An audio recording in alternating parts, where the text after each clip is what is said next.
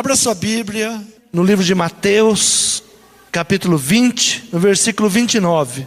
Os dois cegos de Jericó. Os dois cegos de Jericó. E saindo eles de Jericó, seguiu-o grande multidão. E eis que dois cegos, assentados junto do caminho, ouvindo que Jesus passava, clamaram, dizendo: Senhor, filho de Davi, tem misericórdia de nós. E a multidão os repreendia, para que se calassem. Eles, porém, cada vez clamavam mais, dizendo: Senhor, filho de Davi, tem misericórdia de nós. E Jesus, parando, chamou-os e disse: Que quereis que vos faça? Disseram-lhe eles: Senhor, que os nossos olhos sejam abertos. Então Jesus, movido de íntima compaixão, tocou-lhes nos olhos, e logo viram, e eles o seguiram. Amém? Eu já ouvi essa mensagem centenas de vezes sobre os dois cegos de Jericó, e muitos pregadores fazem até um teatro dos dois gritando, dos dois chamando Jesus. Mas algo que me chama a atenção nos milagres de Jesus é que raramente a gente vê Jesus orando para que o milagre acontecesse. Raramente, né? Às vezes nós somos muito religiosos e fazemos uma oração, e a oração tem que ser desse jeito, e a oração é assim, e a oração tem que ser 7 dias, tem que dar 7 voltas, e tem que derramar 7 vezes óleo. Tudo isso é válido, né? Mas eu não estou falando sobre isso, se é válido ou se não é. Eu estou falando sobre a maneira de Jesus ministrar o milagre, que nos chama a atenção. Mas o milagre, na realidade, ele acontecia não porque Jesus queria que acontecesse, mas porque aqueles que o buscavam queriam receber. E viam em Jesus a resposta para as suas necessidades. Viam em Jesus a solução para os seus problemas. Às vezes as coisas não acontecem da maneira que nós queremos. E a culpa não é da igreja, a culpa não é do pastor, a culpa não é da maneira como oramos ou deixamos de orar, mas a culpa é da maneira como nós buscamos. E às vezes nós estamos tão ansiosos, ou às vezes estamos tão frustrados, que não conseguimos colocar para Jesus aquilo que nós estamos buscando. Ou não ouvimos Jesus perguntar: o que quereis que vos faça? Nós estamos tão ansiosos para falar, que às vezes não escutamos Jesus falar: o que você quer que eu te faça? Qual é a tua necessidade? Às vezes eu atendo algumas pessoas e as pessoas estão tão afoitas, aquela dor é tão grande, que ela quase não para de falar. E mesmo que você vai dar um conselho, ela não está pronta a ouvir o conselho, ouvir uma palavra que vai direcionar a sua vida. Ela quer falar, ela quer expor a sua dor, ela quer contar o que aconteceu, como ela está sofrendo, como as coisas estão acontecendo, como ela foi injustiçada, como ofenderam. E Jesus, a sua maneira de realizar o milagre era exatamente perguntar à pessoa: que quereis que vos faça? E esses dois cegos, e eu já vi alguns pastores pregando, e a palavra diz exatamente isso. Eles saíam gritando, né? Chamando para que Jesus olhasse para eles. E a multidão os repreendia, dizendo: olha, cala a boca, vocês estão gritando demais, vocês estão fazendo uma baderna, uma gritaria. Mas o fato é que eles chamaram a atenção de Jesus. E algo que nos chama a atenção é que eram dois cegos. E quando eles gritavam ainda, eles gritavam: Senhor, filho de Davi, tem misericórdia de nós. Tenha misericórdia de nós. E nós entendemos que aqui já havia uma concordância entre os dois. E a palavra de Deus diz que se não houver concordância, uma casa dividida não subsiste. Muitas vezes nós vamos buscar no milagre, mas nós já estamos divididos. Ou dividido com a esposa, ou dividido com o marido, ou dividido com o tio, com a tia, com o filho, com a irmã. Senhor, eu quero que o Senhor abençoe a minha casa, mas a casa está dividida. Então um dos princípios para conquistar é concordância. A palavra de Deus diz: o que dois concordar aqui na terra, será ligado nos céus. A importância do marido e da mulher orar pelo mesmo propósito, se acertarem, né? Um está orando, o outro não está orando. Então antes de começar a pedir, é necessário que o marido e a esposa sentem e digam: olha, nós estamos com essa necessidade, vamos orar, vamos pedir ao Senhor por essa necessidade.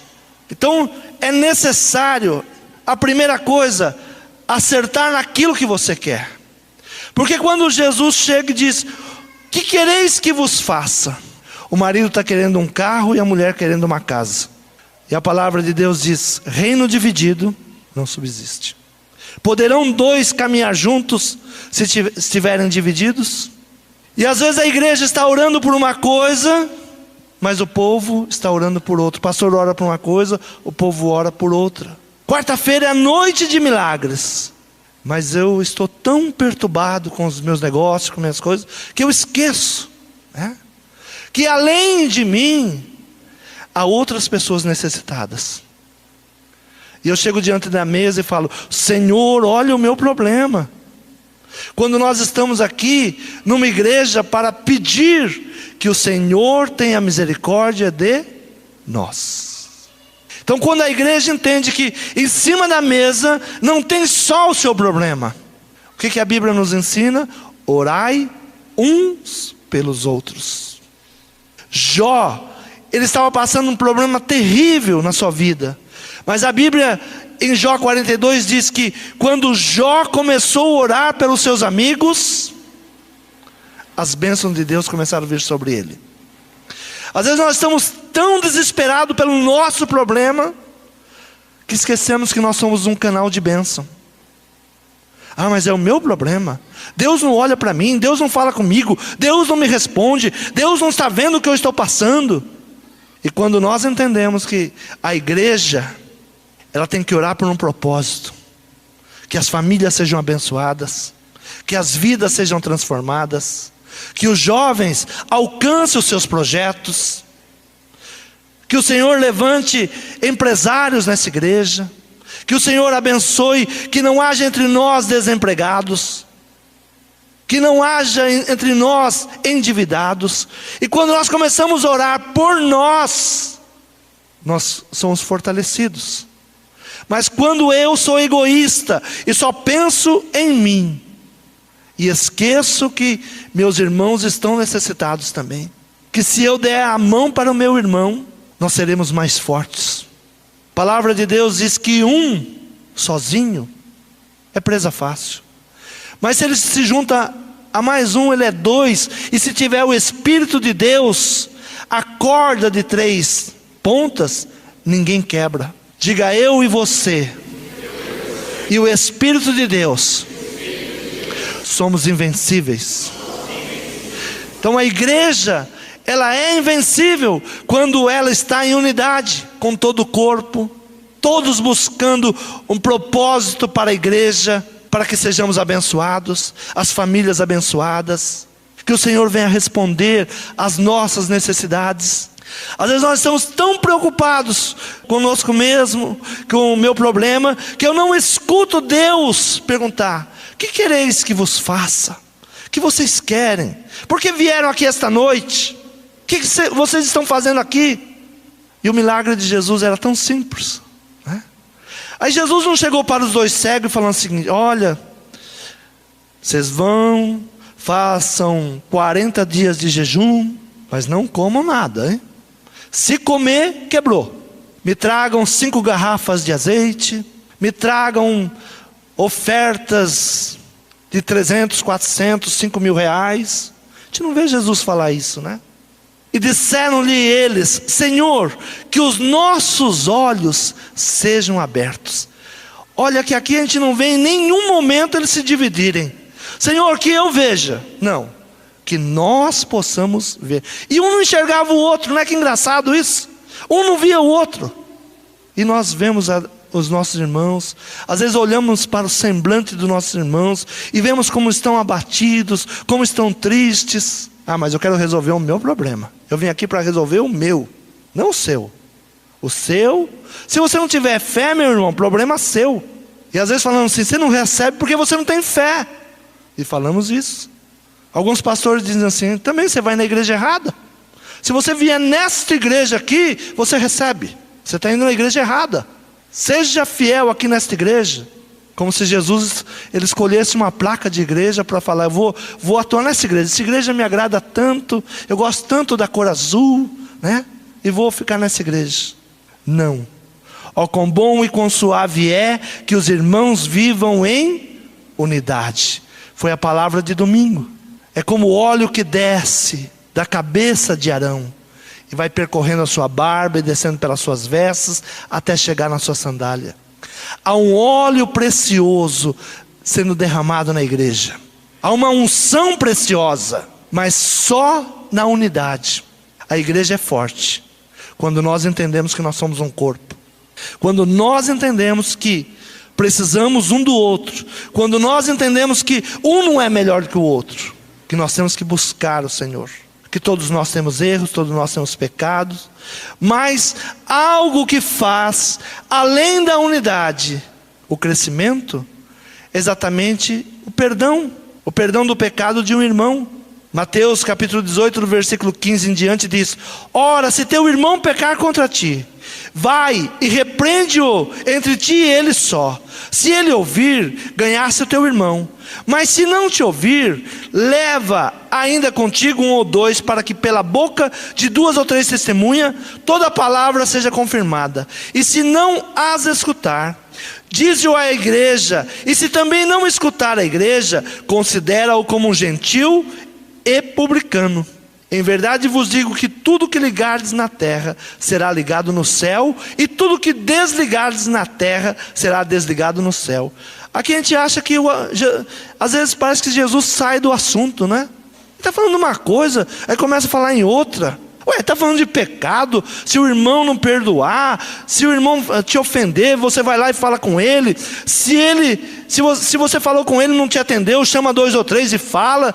Aí se não atendeu, chama lá a igreja. Se não atendeu na igreja, diz que ele está fora do corpo. Aí ele vem com outro papo e diz assim: ó, em verdade vos digo que tudo que ligardes na terra será ligado no céu. Diga, se nós não tivermos comunhão, não estaremos ligados aos céus. Um assunto completa outro assunto. E se nós pegarmos tudo que Jesus vai falando até o capítulo 20 sobre os cegos, é a mesma palavra. Ele sai do lugar e vai para o outro, mas é a mesma palavra. É a mesma palavra. Ele vai falando em estarmos juntos. E quando aqui diz 2 cegos, e o que me chama a atenção é que os 2 gritavam juntos, os 2 pediram juntos, e os 2 foram curados juntos. Diga, toda a igreja pode receber um milagre, pode receber uma cura, quando estamos em unidade. Você crê? Senão nós vamos fazer aqui 7 voltas, 7 piruletas, né? E 7 não sei o que, e 7 não sei mais da... Não resolve, irmãos, né? Não resolve. Porque Jesus não usava nada disso. Jesus era bem simples. O que quer que eu te faça? Ah, mas isso não acontece hoje. Só se Jesus mudou. Jesus mudou? Deus mudou? O que mudou fomos nós. Introduzimos um monte de religiosidade, um monte de coisas, de besteiras. Estamos com o coração cheio de mágoa, cheio de ódio, cheio de rancor. Aí perguntamos, por que Deus não opera? Ah, talvez se eu pular 7 ondas, talvez se eu fizer aquilo, talvez se eu fizer aquilo outro, aí Deus vai fazer. Se eu der 10 mil reais, Deus vai fazer.